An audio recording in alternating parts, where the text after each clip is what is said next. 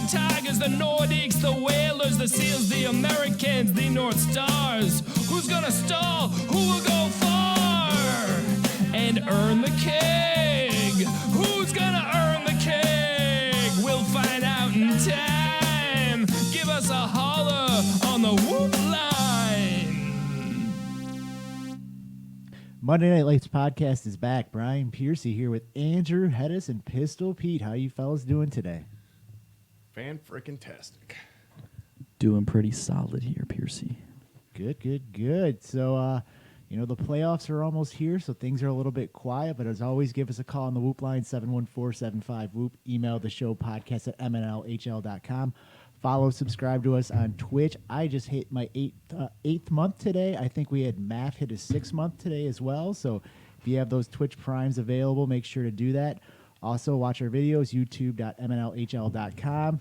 We had stuff like a message from heaven, the Macho Man, come in last week's as well. People seem to enjoy the thumbnails as well. If you haven't seen it yet, check it out. Press that subscribe button, rate and review the podcast. If you're interested in coming in on the podcast, let us know. We have this podcast lineup tab at stats.mnl or mnlhl.com. I think Troy said he wants to come in next week for the playoff preview. We have another spot. Depending on Hedis as well, we could have 2. I think I actually penciled in Skillman because he said he had to pass this week. So I just said, I guess you're in next week, buddy. Ooh, I like that. It's a hot take. Trusted voice, just pulling people in, wrangling them in before they can say no. That's what you want from a good host. I mean, he's been promising all year that he's going to show up, him and Peso, so neither of them have, so maybe we can get him in. Oh, both at the same time. That'd be perfect. A little playoff preview. Can't even speak today. Too many P's. Didn't do the warm-ups. I mean, look at this. Pete forever, he was kind of like, oh, the podcast. I don't know. I'll eventually come in, and all of a sudden, this is your 3rd appearance? Third appearance. And you're a natural. It's like 101 The Riff, baby, and featuring Pistol Pete. Talk? I'm all gab, man. What the hell? This is like my medium. Between you and Troy, I mean, we got to split everybody up on the best talkers in the league. Split them up on different teams, so then they come to the podcast every night. You have a smooth talker for every episode. Well, that was slack for the past 2.5 years. I'm waiting for Kimball to show. That's true. I'm waiting for Kimball to come up here and bring his slack antics here, his old slack Just antics. make sure when Kimball's here, you put another seat for Zeke. That's true. Yeah, Zeke and Kimball both. I don't know if we need 2 seats or not for him. There's the rumors. We don't know the truth. You don't know that? I know who Zeke is. It's a puppet. He's actually practicing ventriloquism. He's got a little wooden puppet called Zeke Rollins. Puts it on his lap. I could totally see Kimball coming here with a giant onesie, like the just unzip the onesie. He's like, "Oh, I'm Zeke Rollins." Zip it back up. Now I'm not. Yeah, you never know. You never know. So, kind of moving on to a few news and notes real quick. So I haven't officially heard this or saw this in Slack, but from what I've heard, Mr. Ben has been picked as the permanent sub for the Tigers. We have a Tiger here. Have you heard this fact yet, or is this just a rumor? I can neither confirm. Fact. I can neither confirm nor deny whether this rumor is true or more true than not being false. So I'm gonna defer to my GM on that. But the likelihood of Ben being a Tiger in the playoffs, I would say, is probably high, seeing that it's been already levied to the White Tower, so they already know about it. I believe there's already a vote that's been had. Whether Ben plays for us next week because it's yellow and black versus orange and black, that's that's up to the Ivory Tower. That was Pinocchio-esque from Shrek. That was like from Shrek 2. I can't tell you if he is or isn't, but I may not know where exactly he is at this moment. And I'm hypothetically saying, we know he's in. As Hedis pokes out Pete's eye from across the room as his nose just kind of grows. Yeah, that is a good thing. It's you're going to be you're kind of a teammate / future teammate of him. What would be your thoughts, Pete, about him being, if he's on your team, if you were a Duck and you know he's going to be that permanent sub, and you played those 2 teams the last week of the season, what would you think of Ben playing for the Tigers versus the Ducks? Oh, what would be my thoughts? A few obscenities here and there. I mean, the Ducks are out of it at this point, so they're really not playing for anything. They're not even playing spoiler, I don't think. I mean, I guess if they win next week, there's a chance for things to shift around. Yeah, but if they win, the Americans win, then we're fighting for second. I mean, we're fighting for third, fourth. But in the grand scheme of things, if Ben's a permanent sub, it's considered kind of a late season trade. He should be on the Tigers. Let him get accustomed to playing with the guys and get ready for the playoffs. I mean, that's how I would see it. I mean, I don't think there's any any animosity there. I mean, Turtle and Busta, well, maybe Busta. Busta's a little bit of a, little shithead sometimes. A little stickler, yeah. Yeah, no, but I don't think there's any animosity there. I think that, Ben should probably play the Tigers, let him suit up with the yellow and black, and get his sea legs, I guess, with the new team. Then the other question would be so Ben, I believe he was a second rounder. Slocum was a third rounder. Now he was, I believe, the second pick of the third round. Ben was what, the fourth or third pick, or I guess it would be third to last pick of the second round. So there was 4 or 5 picks in there. Is this a fair sub? It is technically a sub up, but I don't think on long-term subs we go for that. So do we think this is a fair sub, advantage, disadvantage to the Tigers? How do we view this? Yeah, Ben was the third last draft, 12th pick overall in the second round, and Slocum was the 16th overall, the third pick into the draft. So there was a 5 draft slot difference. Right. So no matter what we say here, I'm sure that 22 is going to be chatting here saying, "Well, what about me?" Yeah, right. Like, why can't I sub? I'm probably draft sub for everybody. I mean, if we went and redrafted everybody again, would Slocum be a third rounder?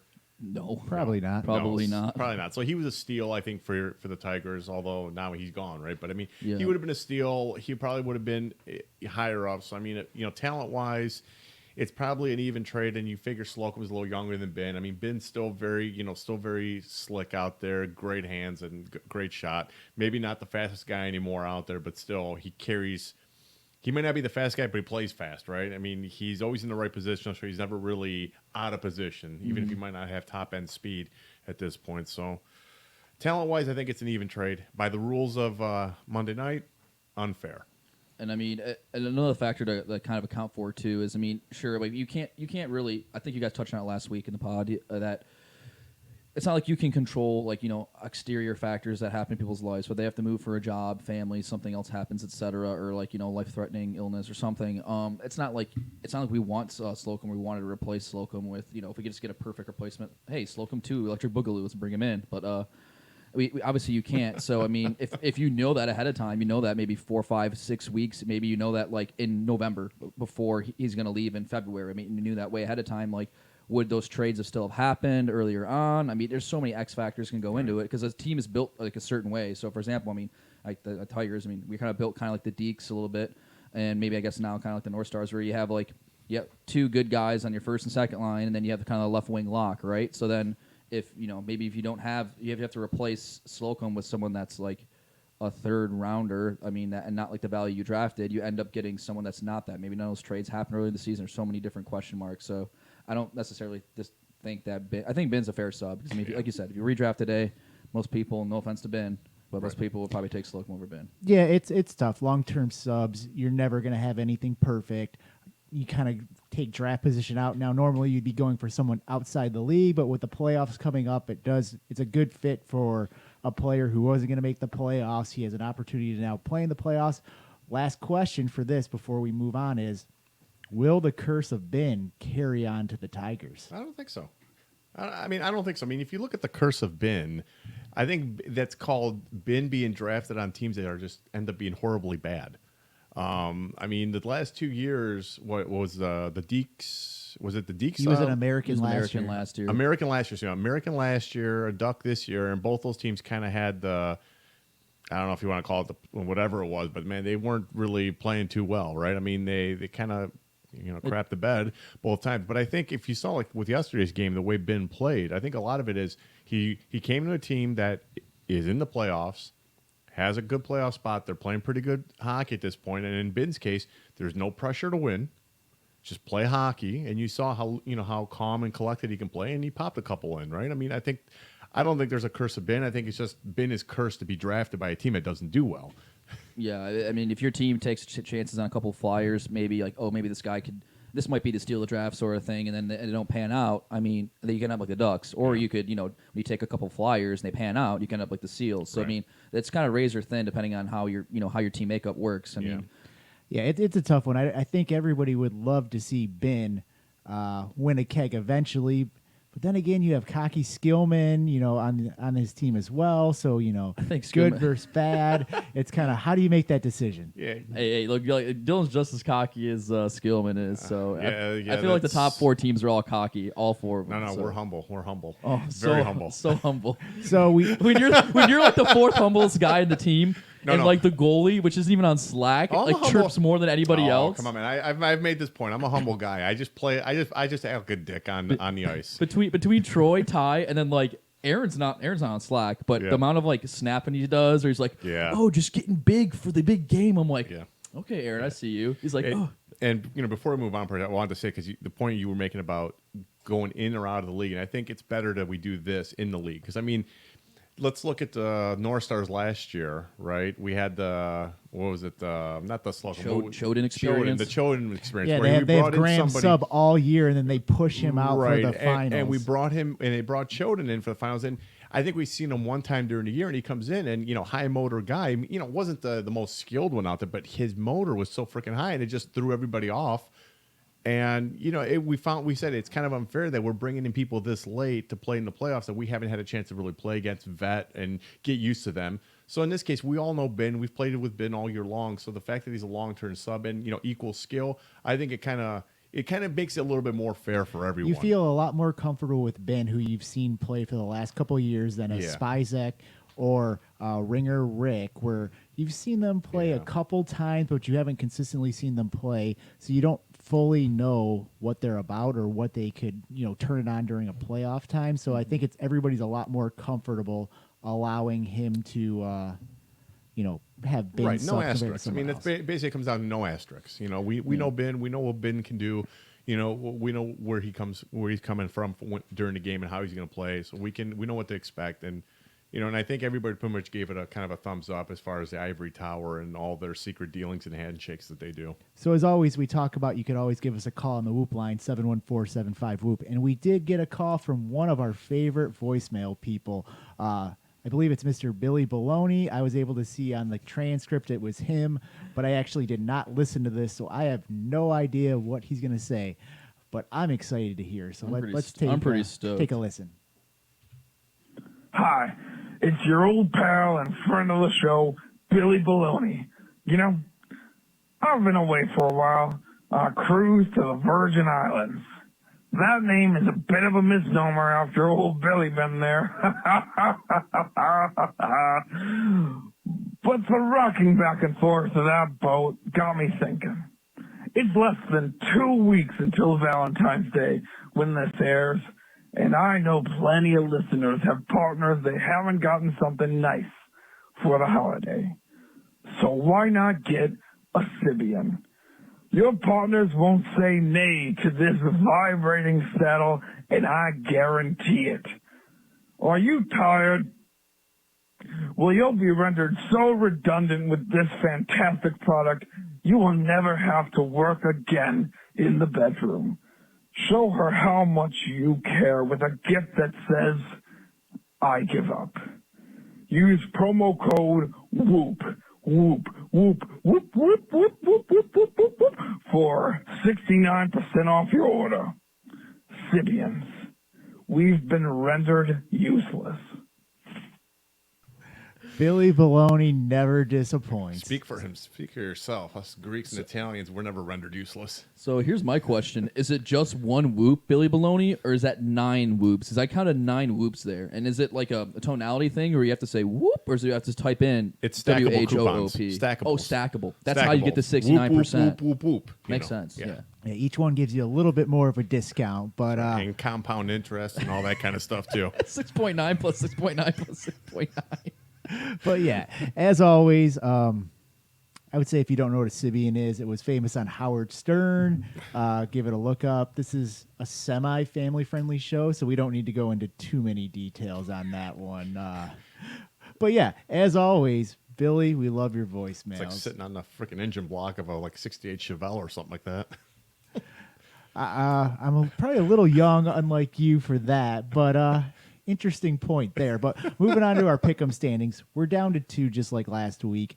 Currently, Dylan holds a 3-point lead over Troy's, the last 2 available to win. But when you take out again your worst week. Troy is really down by 2. He went for a flyer. He didn't choose the Seals. He told me yesterday. He's like, I got to gain a point on Dylan. I'm going to take a flyer pick. I'm choosing the Whalers over the Seals. They let me down. I was Yeah, like, way to go, Percy. I was like, just pick what you got. Who you think's going to win every single week, and let it all play out. And then the last week, maybe last week you take a flyer. Yeah, so. and Dylan actually, I believe he changed his pick about 5 or 10 minutes before the first game when he found out how many substitutes there were on the Tigers when he saw the Taylor brothers were gone and everybody. Oh, he didn't choose me? He didn't choose the Tigers? He sent an email changing his pick, which would have gave him a half more point to clinch. So my question is we don't know what the prize is yet for the winner of this. He said it was going to be a nice prize. It's going to be a honey-baked ham. Nope, absolutely not. I already know what the prize Little is. Caesar's I'm pizza. gonna tease it. They're green. They may or may not stink, and they're from year 1. It's a 3-pack. The Kimmel, Polinsky, and Pistol Pete original North Star jerseys. I thought you were going with the Spartans real quick with Yeah. D'Antonio leaving, but that was just me. Question is, will the prize be better if Troy wins this compared to if Dylan wins this without him stating a prize? First of all, I don't know what the prize is. I still say there is no prize, so that's why Troy has to win. That I'm with Pete. I don't think Troy actually planned a prize. Originally, he's like, Red Wings tickets or something. And then since then, he's like, oh, I'm the lead. If I win, I don't have to give a prize up to anybody. Sweet. But I will say this: if there is a prize there and Troy does win, I probably still think it might go to Dylan in second. You know what the prize should be? Is if Troy loses the Pick'ems, he should have to play goalie in spring. That should be the prize. That'd be the gift that keeps on giving. Then we could have 4-bender goalies, 5-bender goalies. It'd be fantastic. Hell, I might strap on the pads for spring. Oh, that'd be great. Oh, we have Troy. No. I didn't say goalie pads though. Oh. I just play goalie. Hey, if that's what you want to do, Troy, Pete, Skillman, Charles. Every game would be 14-11. It's like, oh, we're down by 3. It's 11-9, boys. We got to come back. You score 3 in the third. They score 2. Final score 13-12. I think it's how would that not be fun? I think I can at least keep it under 5. Hey, that'd be a boatload of fun though. Well, there was the time when Pete essentially played goalie for the Worms when we didn't have a goalie. We were winning the whole game and go in the third period. The next game, we saw a goalie come out. He was already changed. Hey, can you jump in real quick and play goalie for us the rest of the game? He's like, sure. We ended up losing that game because he was so bad. Insert the dumpster fire emoji. That's exactly what happened. I mean, we're way off tangent here, right? Yeah. We had no goalie, so I just played back there on my normal equipment. And and Hedis, you would have been proud of me. I actually made some pretty freaking fantastic some saves. kick saves. I made a save coming out of the corner to the front of the net with a stack pad on my shin pads. I made a save, and then we were, as Percy said, we were up by like about 4 goals or something like that. It was like 4-1, 4-2, maybe 5-2, and this goalie comes out there, the hero, in the brown pads, and the hero, and Yep. yeah, This was sick. I think he was going onto the ice to get to the net, and I think he tripped and fell over and let in the first goal, and we're just like, oh, I told him to go away. shit. Wow.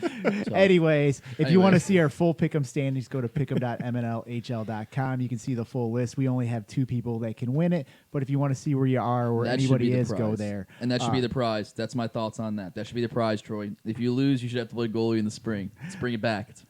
Let's move on to kind of the week in general. We had the Americans versus the Tigers, our first game of the week. We had the Tigers beating the Americans 5-3.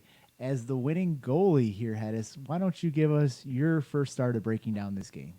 The Ducks performed the flying V when at the start of the first period and scored a lot of goals, and we won.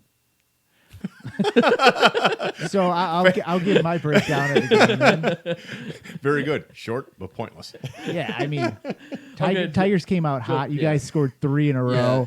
row. Followed by the next period, the Americans came out, scored another one. Yeah. By then, I was changing from what I heard. You got Charles put in the next one, Yeah. pretty Yeah. close to the start of the third period to give you guys that lead. Yeah. Du- I mean, Dumb go ahead. joke. Yeah, sorry. Dumb joking aside. I don't want to say the Americans came out flat-footed per se, but it seemed like they were kind of flat-footed. And then Ben and Turtle and Pete and everyone was kind of on the high horse quick. And we got, I think in the first 10 minutes we must have had we only had maybe like 8 or 9 shots. We didn't have a ton of shots, but every single one was a perfectly great quality quality scoring chance. Yeah. There was that Jim Ellis had a goal backdoor 2-0. You passed to him, I thought. I don't know. Or was I it might Ben? have. Yeah. Either Ben or Pete passed it to him, and he rang it off the left post, and it rebounded out into the crease, and Skillman crashed the net and slammed Yeah, that was it. that was me on that one. Ellis, you on it that, was yeah. me and Skillman were out there, and Ellis was out there too. And I think I may have had the shot, or Ellis had the shot. Yeah, and then Skillman put in the rebound. And then there's the first goal that it was a Turtle had, or Ben. Ben. I think it was Ben with the first one. Ben had the first one, which is like that tic tac toe,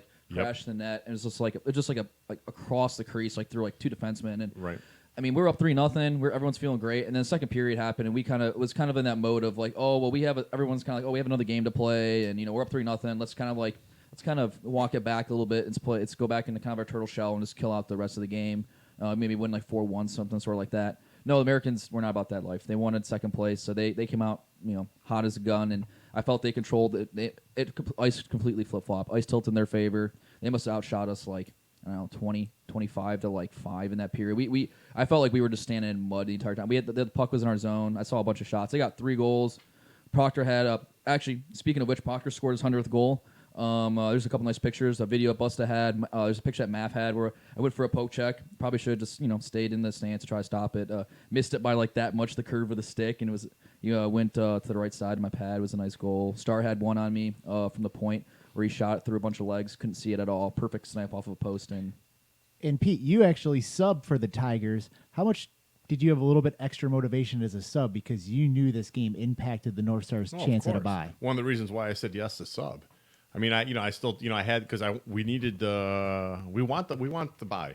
We wanted the bye, right? I mean, so yeah, it was extra motivated. We got out there, and I think we, as Hedda said, we controlled the first period. We got the 3-0 lead, and yeah, we toned it back. And I think a lot of it is the Americans' work came out flat too. I think, I didn't realize it until after it happened, way after it happened, that Proctor scored his 100th goal. So it's possible that might have been the talk of the locker room. Hey, Proctor's got to get a goal. We got to give him a goal. We got to give him a goal. So they could have just been worried about that. And, part of it, we kind of jumped on him early and got that lead. But, yeah, as far as the sub, I think I was extremely motivated. I wanted that win. I wanted to make sure we got the win. I know the Ducks played very well, the Duck line. And I think I said it earlier with Ben.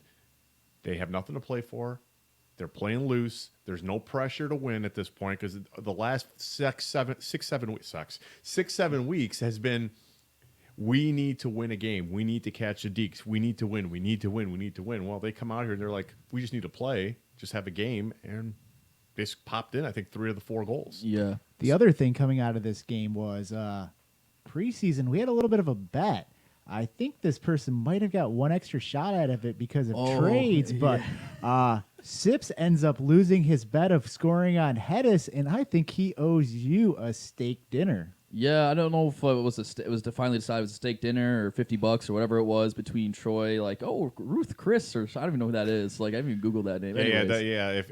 If it's Ruth Chris, take him up on that offer. You'll enjoy it. Yeah, but Sips already manned up yesterday. He had I had some money in my pocket ready too in case. And after the game, he's like, here's the first half of it. Here's $25 now. I owe you another $25 later. But in the second period of flurry of shots they had one really nice shot from the slot. I got my blocker on. Everyone's like, oh, good save, Hedis. I was like, that was it right there. That was a little defensive lapse by yours truly, and that left him wide open in the middle, and that was the best shot for him. I think might have been his only shot, but it was a hell of a shot. At least you can't complain. He had the opportunity. He had the puck in the slot. He had you 1-on-1. Nobody pressured him, and he had 4 games out of it instead of 3. So I'd say I'd earned it after that spicy bet. So I don't know what the Vegas odds were on that, but then third period, like we said, first period, second period, them, third period.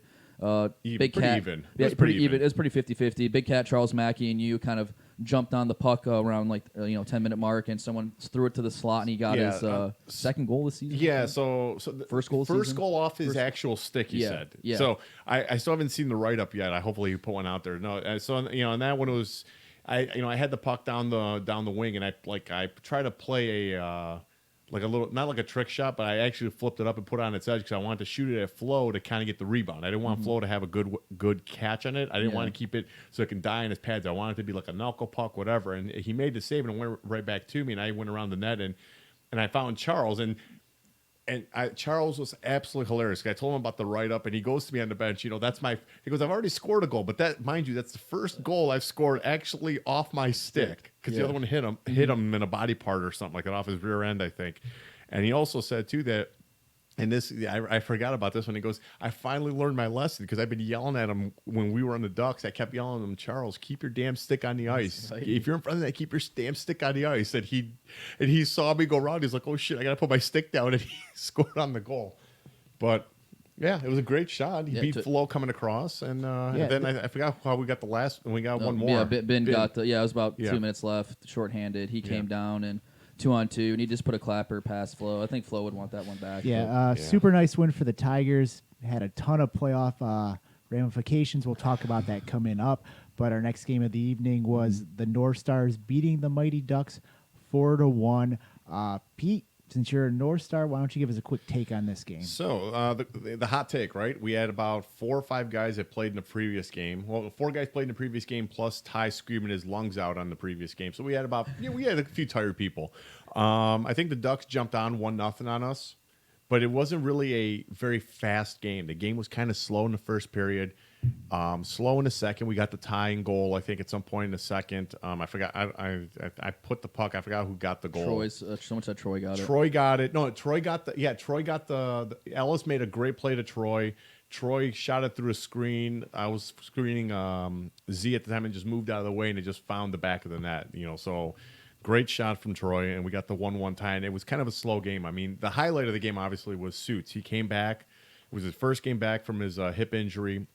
So it took him actually about a couple periods to get his legs back. He was skating hard, but in about the third, you could start seeing him starting to feel more comfortable, and he rewarded us with a couple of back-to-back goals. See, I thought the highlight of the game was the ESPN snipe by Joe Ellis. I mean, it's a was. 1-1 tie. The puck possession's been back and forth. Yeah. You can see tired legs between Ben and Turtle skating the first game. You some skating a little bit the first game. Like you said, tired bodies. Lapoudre's out there skating. So there's a lot of it's not perfect. It wasn't perfect hockey, but it was like smart hockey. Like someone's coming down on me, I'm just gonna get the puck out, sort of thing. And then it was a scrum out front. Somehow the puck leaked out, kind of to Ellis, maybe through a pass or something, and then he had it out front. He just outweighted Ryan Z, and just waited, and then finally put it where top where Mama keeps the cookie jar at. Yeah. So on that play, I came in on the left wing boards and held the point.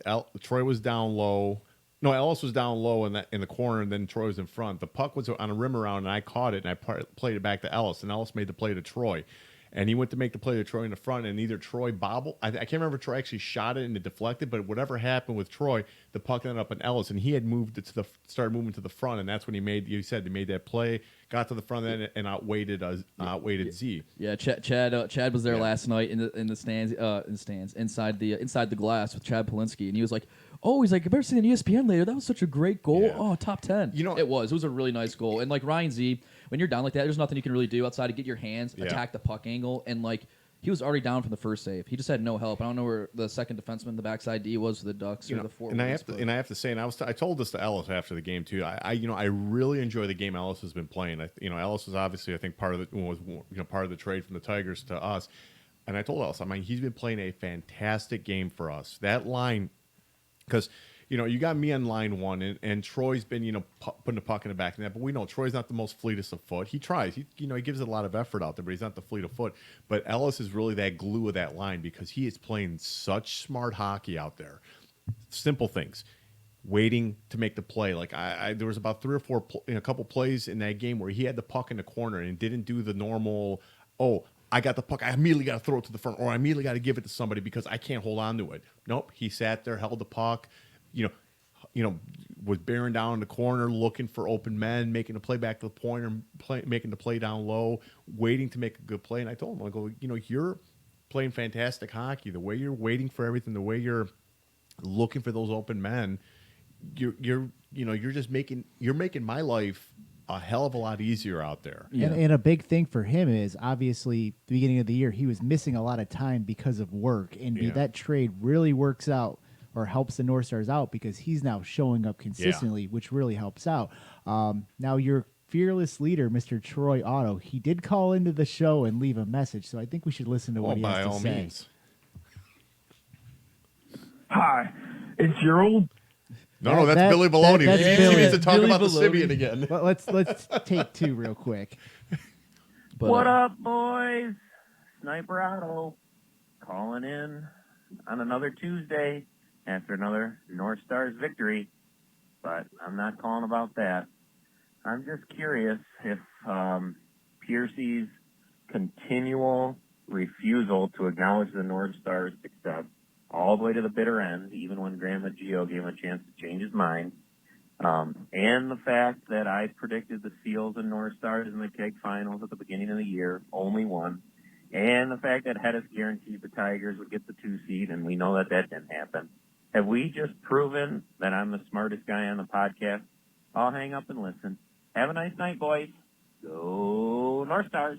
Before you start, can we go over there and smack Hedis in the back of his head? I think his eyes went so far back they're stuck. yeah. To be fair, mine went back pretty far too. So, to be the smartest guy on the podcast, you have to be regularly on the podcast. Now, I know there's other circumstances as well that I don't want to get into, but Troy kind of tucked his tail and kind of ran for a couple of weeks before any situations happened. So I feel like I'm Steve Eiserman because I'd like to take a little bit of credit for some of the North Stars trade ideas, since I'm one of like 3 people Troy kept bouncing ideas off in the North Stars room, and he's like, "We're gonna trade you." I'm like, sounds fair. So, I mean, I'll be Steve Eiserman. I'll go to another team and GM it up. I'll prove my mettle here. But if Troy wants to take all the credit, that's fine, because like the taller they are, the harder they fall, sort of thing. So I mean, if the North Stars fall, then I mean it's all on Troy's shoulders again. yeah, I mean the North Stars. I don't think anybody doubted. I think when the trades happened, I think I said from the start I thought they won those trades overall. I thought the Tigers one was always hard to tell, but I thought the Deeks one was a clear win for the North Stars, and I think that's proven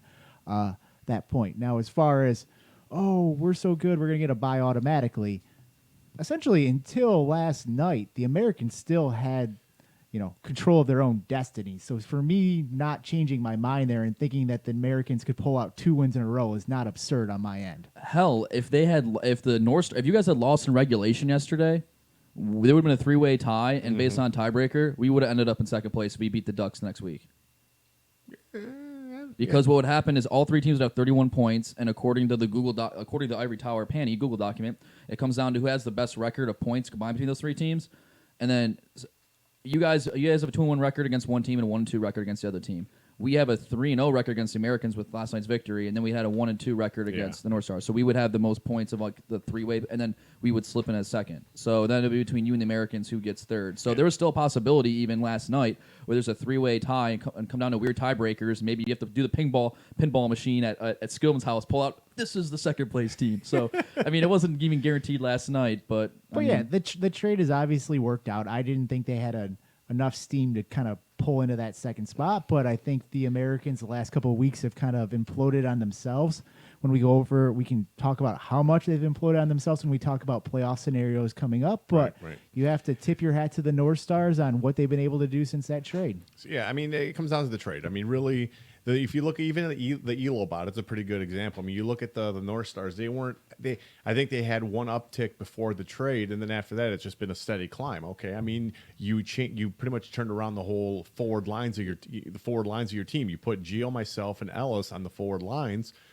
That's a complete turnaround. Now, again, and I said this 2 weeks ago when I was on. The question mark is still, on the Tiger side of the trade. Yes, Ellis is playing great for us. You guys didn't get any. With Hedis moving over to the Tigers, you saw what Hedis did yesterday, right? He pretty much shut the door on the Americans in that second period. Yeah, you gave up 3 goals. No, you gave up 3 goals, but there should have been a lot more. That's the key. Yeah, you gave up 3 goals, but in the end, though, you made the saves in the first, you made the saves in the third, and even in the second where you gave up those goals, I mean, we weren't helping you out any. You're going to give up some, but I mean, time will tell whether or not that second trade really. Well, we know between the Deeks and North Stars won that trade. Between the Tigers and the North Stars, jury's out still. Well, the Deeks are in the playoff, boys. So maybe that did help them win the trade because they were on the cusp again. You guys were on that losing streak still. So I mean, yeah, I mean, one victory. Was it one victory since the trade, or maybe 2 victories? One regulation win, 1 OT win against us, and then the day I subbed, Doc got that goal, or you guys got that goal with a minute 30 left. So like they could have got that good goal. Yes. Yeah, that was Yes. that was a spicy goal. I mean, man, that guy is he is a thick boy. He's a thick Italian boy. It's tough to fight him in the corner. Yeah, no, but I mean, like I said, I'm tempering expectations on that secondary trade yet because we don't know what's going to happen yet. I mean, we like the way Riley's been playing. He's been playing fantastic. And I love the way Jim Ellis has been playing, but now we get 3 weeks off to heal up, start figuring out what we're going to do, and we'll go from there. But So our last game of the week was the Whalers losing to the Golden Seals. It was a 3-1 win by the Seals. I guess since I was in that game, I'll start. They beat us. I think one of the tough things of the game, which I think give credit to Joey the ref, is we had one referee. I thought Joe did as good as he could possibly do for that. A couple tripping calls, which those are what they are. They were pretty clear. I thought there was a couple calls missed, but then again, when you have one ref and you don't have a volunteer to fill out that other one, there's not a whole lot you could do. So I'm going to give praise to the reffing there. They beat us. I felt like it was a tough, hard-fought game, but they had a couple opportunities they had on, and the Whalers, they have their issues they've had all year where we have chances, but we're just not putting them home. We're just not gelling how we need to. We had 3 subs, which were all pretty close, and give the Seals credit because they had a couple subs, and I would actually say probably all of them were sub down, so we Who was can't even missing? complain about that. But They had McCracken missing, they had McShannock missing, and maybe one other person. They had Cone and Shep. At this point, though, for the Seals, for me, like just the way their team's been, and a couple teams are like this in the league, where if you quote unquote missed on your draft pick, maybe let's say you drafted a guy, like too high, and you feel like, and then you could slot somebody in that's better. That's like if you draft someone in the fourth round, let's say, but someone else is better that's in the 5th round. Like you're missing that guy, but you're plugging somebody in. Even if they play another game, sometimes it can be a wash. But for the Seals, I think what the biggest thing for them is that those subs that they've had hasn't been for Pfister and Shawnee. Pfister and Shawnee have almost been together for like almost all their games. So they played 18 games. They've probably been together for like 15 out of those 18 games. So, I mean, were they together last night again? Was Shawnee and Pfister both there? Of course. And so so their first line was intact against you guys. That's actually the hardest thing that when you think about it is we know McCracken's been out for a while. I'm assuming he's not coming back for the playoffs. Oh, he'll come back. That's what McCracken does, baby. Pete just rolls his eyes. But anyways, where I was going with that is we know when he's moving his hardest and he's shooting his hardest, he's dangerous. But we also know there are large periods of time he stands around, doesn't do a whole lot. Bringing in a sub from McCracken has its pros and cons where it actually is going to make the Seals faster, probably make them more defensively responsible. You could say it's actually a positive for the Seals to have a sub in this situation. yeah, well, and then now and I know we're going to talk about it pretty shortly too, but now we got playoffs, and I think we have different sub rules in the playoffs too, don't we? Or the no? sub rules, from my understanding, are there. It has to be backwards, but it's not limited on a team. It could be anybody available. From what I was reading in the new sub rules. Yeah, So I mean, the game last night, you said ended up 3-1. I'll be honest, since that game really didn't have. I mean, there was really no implications within the game. If you guys won, lost, it was kind of moot. It was kind of whatever because after we won our game, you guys can't catch us. I don't think that we were concerned So- about going into the 3rd seed. I think in a Whalers mindset is we feel like we have to sharpen things up, tighten things up, and it would be nice to go into the playoffs, kind of get a couple, like next week. With If we could get momentum. a couple goals in, feel good about ourselves, and kind of have that momentum going forward where that's kind of where we've been. We know we're not moving. We're fine with that. Whoever we play, we play. But we also, it'd be nice to have a game where we're just on all cylinders, firing and scoring a bunch of but goals. that's not Whalers hockey though. So let's be honest. Whalers hockey, and I already can tell you what your MO is going to be for the playoffs. It's Trent being an asshole, Peso being an asshole, Turnbull, getting in people's way, playing that clutch and grab, that annoying type hockey where you're going to be in people's faces, start pushing people around, and hope nothing gets called. And that's going to be you guys, and you guys are going to get those opportunities with Serta and Rattler trying to get not Rattler. I mean Serta getting those opportunities with his speed. I mean that's where you guys are going to be dangerous in the playoffs because right now it's a little more. I guess the game's a little more open. Like yesterday, you guys lost, but I mean, what were the implications if they lost? Yeah, there was really not any implication. So that's what I was leading to. You guys both hit on was that for me, for you, you guys just want to kind of. I mean, if you lost, was a big deal, but you want to be hitting that momentum, that stride going into the playoffs. And from the period I saw, it's not like you guys didn't have chances on Dylan yesterday. Again, Dylan did what Dylan does and takes a lot of net. And then you guys had a couple. There was one in the first I directly remember where Dave P came into the zone, dropped it to I don't know if Serta was double shifting or something. Dropped to the Serta, and Serta ripped the shot.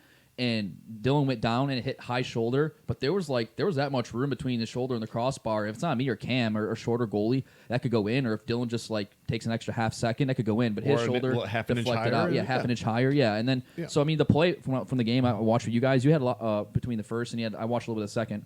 It to me was less sloppy than the Ducks and the North Stars game. Because, I mean, Grant, you guys still had players subbing in. But it was very, like you said, it was very cagey. It was very, who gets that one break, who gets the Proctor breakaway and gets that one chance he can finish. And they just seemed to finish A couple highlights of the chances. game is I'd say, Fizer had a nice goal right off the face-off, kind of screen Cam, just was able to put it right in. Peso had a slashing call against him. They were on a penalty kill, the Seals, a slashing call that we couldn't touch the puck to stop it, and Shawnee actually put it in before the penalty actually happens. Peso scored a goal, which he's now the last couple of games, even for the Whalers, he's been putting them in the net. So that's definitely a positive for 2 goals, us. 2 games, And where was the game at that point when he scored?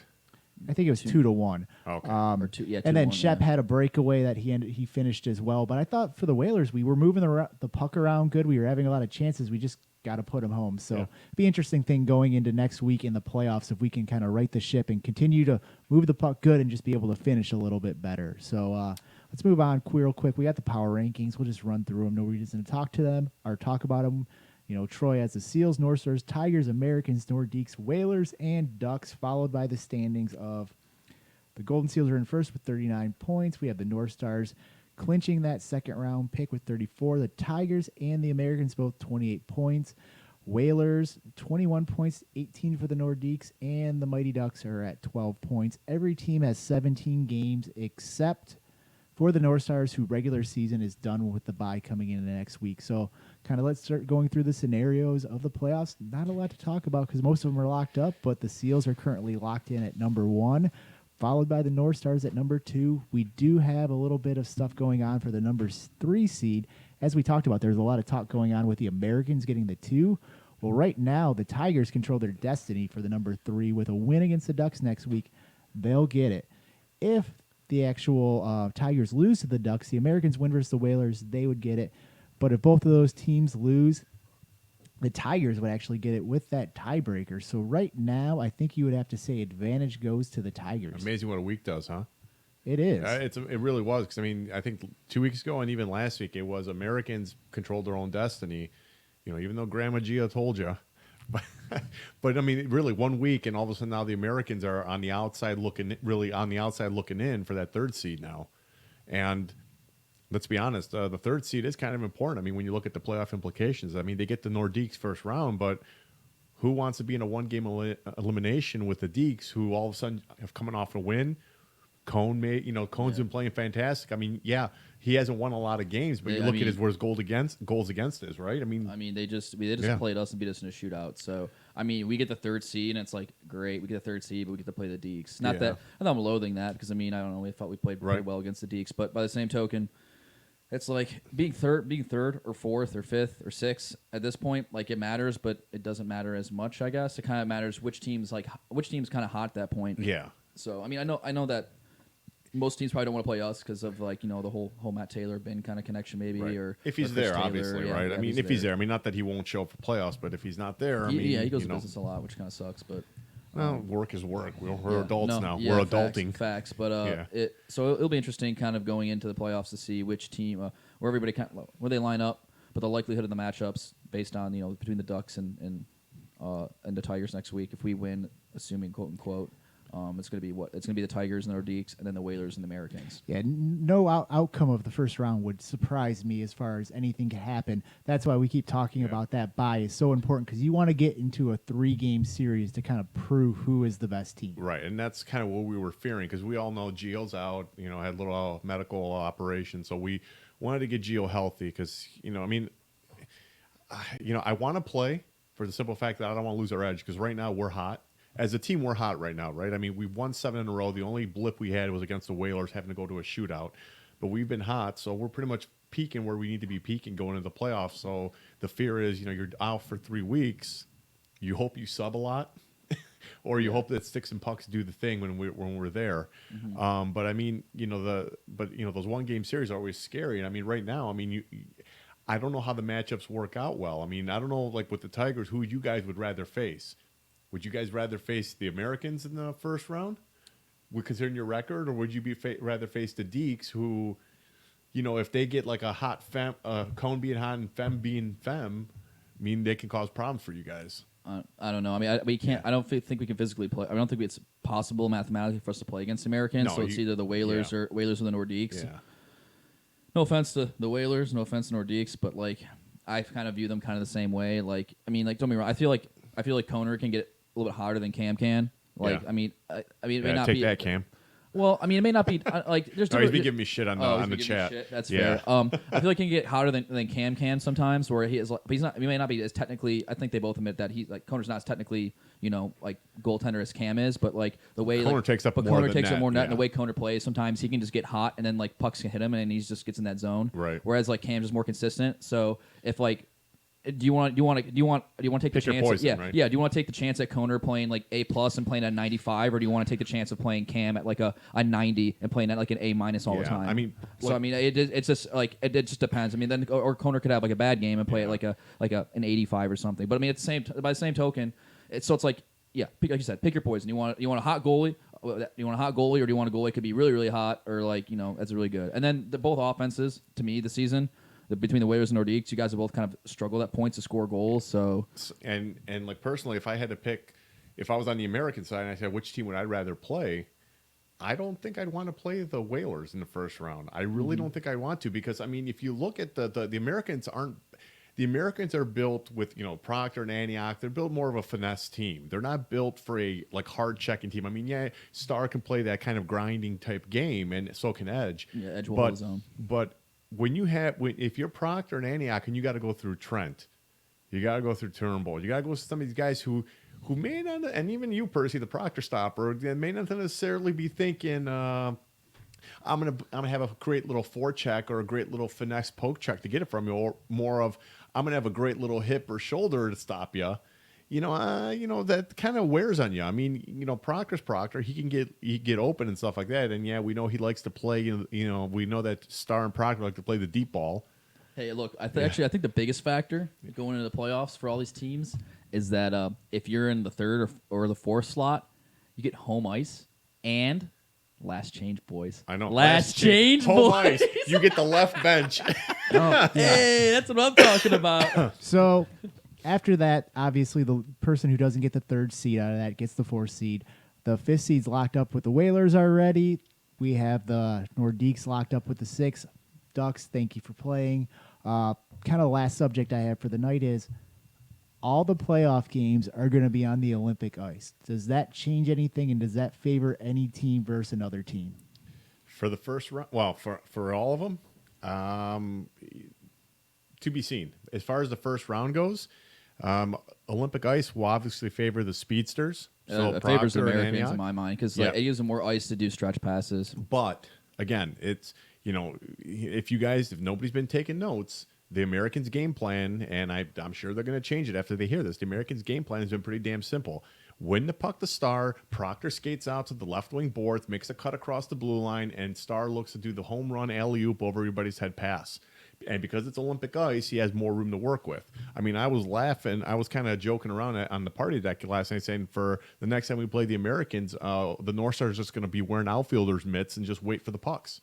That's what we did. That's what we did 2 weeks ago when we played them. We just sat there and waited, just kept catching everything. There's many a times watching the Americans, you just keep an eye on Proctor and you see him about to go, and you're just like, why doesn't that defender have his head turning on a swivel? And that's where you know you're out there with Proctor. Yeah. And all jokes aside, is one of the things I think I do well against Proctor is I play a little farther back than I normally do. I keep my head on him, and I will start jumping back faster than some other people to at least not give him a full out breakaway by himself, or at least I'm going to slow him down and hopefully let someone else get back there with me. Well, that's simple. That can be answered pretty simply. Sometimes it's a little ego. Sometimes a little, I mean, not an ego, not like, oh, I don't need to worry about it. It's more of a, it's kind of like, sometimes it's the ego of I want to jump into the offensive play as well. I don't want to be sitting back here playing defense or sitting back here out of the play. I want to be jumping into play.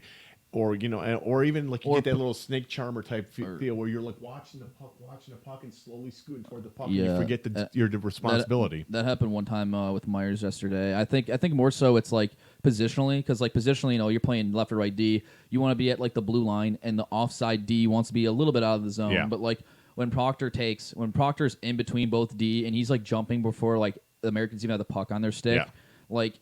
If he's got to step on anybody in the league, defenseman, forward, regardless, he's probably gonna beat you 90% of the time, unless it's like Sugar or you or Suits or someone back checking. Right, and the play, and like I said, the play is simple, right? I mean, because Proctor will line up on the wing. He's not really playing center anymore. He's lining up on the wing because he knows most of the talent's going to be at center, and then you're going to have the one wing that's going to be the stronger wing. So he's lining up a lot of times against the weaker wing.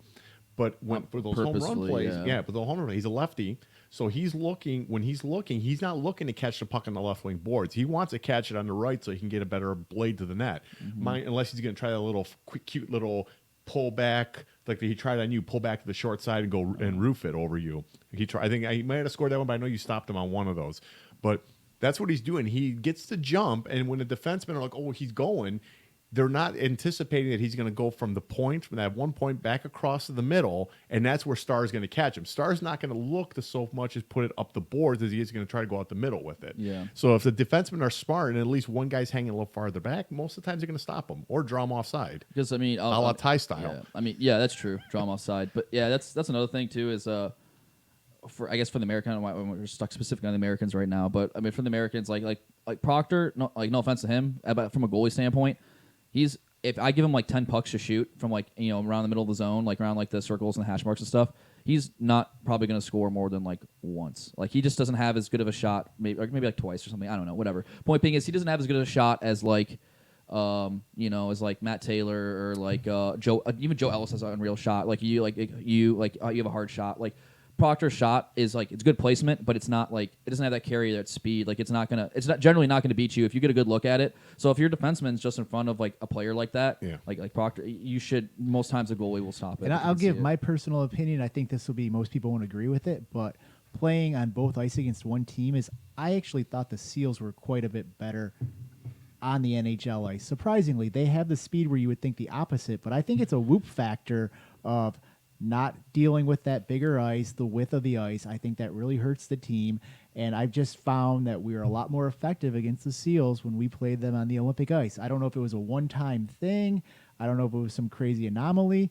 They had the speed where you would think the opposite, but that was just the one time I played, I was just like, that's really weird. Mm-hmm. Larger ice, you get tired a lot faster. If you're playing with speed is one thing. Playing smart with speed is something completely different. If you're going balls out on that Olympic ice and trying to skate across, board to board, you're going to tire yourself really quick in a game. So I mean, yeah, the NHL ice works better for a lot of teams, even speed teams, because they don't have all that extra ice they have to cover. But if you play the defensive game, anybody's on the outside in the Olympic ice, you don't need to chase them. Keep them out there. That's an extra 10 feet that they got to worry about. Stay in your zone closer to the middle and keep them to the outside. What are you worried about them out in the corner for? You know, I mean, let the speedsters stay out in the corner and Dipsy do it all day long. You just wait till they come to the middle, then you take them. Yeah, and for you guys, the Whalers, same thing. I mean, you're playing Olympic ice. I don't think your overall team speed's like super fast. I mean, you have a couple guys that can skate, right? And I don't know if you're better in the Olympic or the NHL, but you guys generally play that more like condensed kind of defense where you clog the middle and you force people to go outside. So I don't know if that benefits you if you play the Americans or us. I feel like us as the Tigers, we don't have as much of a like hit the stretch pass like Matt Taylor sort of thing, because Matt Taylor, he just will skate the puck out as opposed to, or like he'll catch a puck in transition from somebody in our zone as opposed to like trying to like cherry pick out. Yeah, I don't know if we're better or worse on what ice, but I personally enjoy the Olympic ice better. That's just me, but as far as better or worse, what our records are, I couldn't tell you there. So that'd be interesting to check out to see like, oh, this team's done this in this rank, this team's done this in this rank. But for the Deeks, I don't know if I don't know which ice would be better for them. For their team makeup, maybe NHL. They just need their teams to show up, right? Yeah, they need their team to show up. That's gonna be the key. And as far as which ice I think is better. For the half year I was on the Deeks, it didn't matter. We won a few on each one. We lost a few on each one too. Mind you, we kept the games pretty close, but they were never, there was no advantage with the Deeks. I think we're kind of built that we can play on either. The Deeks were built that they can play on either or, but it's a matter of you got to get the guns. You got to get the big guys going, right? Kimmel's been coming on lately. I mean, he had a great shot in the North Stars game, but I mean, Kimmel, Fem, they got to get going. You got, Judge has got to play a little better. And by the way, Judge, if you're listening, God damn it, man, you got to work on that draw. I almost lost 3 draws on him only because I watched how close he had his stick to his body. I mean, I'm talking about his stick. He had his blade right up against the front of his blade of his skates, trying to win a draw. And I'm like, I even told him, guy, loosen your hands up, man. Put the blade out just a little bit. Touch the dot with a blade to try to win a draw. So, real quick, next week, looks like we have the Golden Seals versus the Nordiques, the Americans versus the Whalers, and the Tigers versus the Mighty Ducks. Really, the only game that I don't want to say the only game that matters. Obviously, the Tigers, Mighty Ducks matter the most because of the Tigers when they clinch. Americans could matter depending on that time frame there. I think we've kind of already covered those games. I just wanted to mention that. So next week, obviously, is our last week of the regular season. That means for the podcast next week, we'll do a quick review of those games, and then we'll kind of go into a playoff preview. I know Troy already said he wanted to be in. Depending on Hedis or not, we could have an open spot or two. We should have at least one open spot. Let me know if you want in, possibly 2. I know Hedis has his hockey schedule. Sometimes he's got to fill in or not. So if you're interested, let me know. We'll get on a list. I think it's always nice to get new people or to rotate it around a little bit. But to do that, we need people willing to come in as well. Sorry, I kind of have to be here, so I apologize. Hey, if I can do it, anybody can do it. It'd be nice to get That's more than true. Yeah. It'd be nice to get a representative from every single team kind of that's in the playoffs, or maybe like 4 out of the 6 teams that are in the playoffs sort of thing. Yeah, and I mean, especially with the buys coming up, even though Troy did commit, that's nice to have those people. The other teams, if they were able to, that would be good as well. But as always, give us a call on the Whoop line, 714-75-WHOOP. Leave those voice messages. And, subscribe to the podcast. On Twitch, follow, subscribe there as well. Email the show podcast at mnlhl.com. But one more week to go, then the playoffs. I think people are starting to look forward to those. Amen to that. It's going to be fun. It's going to be fun to get going again. Yeah, it'll be. I'm going to try to keep my playoff streak alive. Leading point getter. Hopefully the North Stars keep their streak alive as well of disappointing everybody. We're going to change that narrative. No, I got a good feeling this year. I got a good feeling. This is a good team. It's have to bring out Aaron's cousin to play for somebody, apparently. No, my brother-in-law's coming to play for us. He's an 8th rounder. Aaron's cousin is like 4-0 against Aaron in career. But anyways, I got poopy pants, remember? We are over.